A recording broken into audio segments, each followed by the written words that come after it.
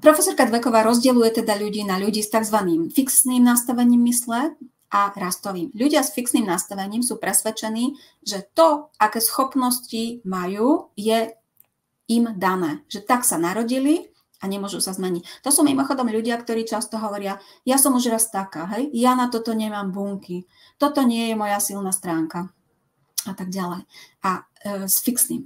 A ľudia s rastovým nastavením mysle práve naopak vnímajú, že majú oveľa väčší potenciál ako to, čo aktuálne dokážu, ako to, aké majú aktuálne schopnosti.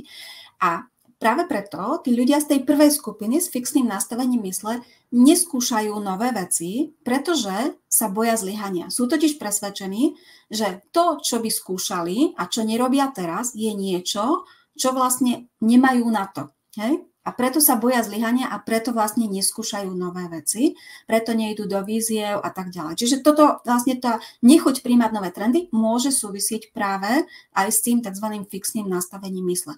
Ľudia z druhej skupiny berú akýkoľvek pokus o zmenu alebo akúkoľvek výzvu, skúšanie nových vecí ako niečo, čo je pokus, ktorý môže a nemusí výjsť a pokiaľ nevyjde, je to úplne v poriadku, lebo vedia, že im to vždy niečo dá. Že z každej tej situácie si niečo zoberú a niečo sa naučia a nejakým spôsobom ich to posunie.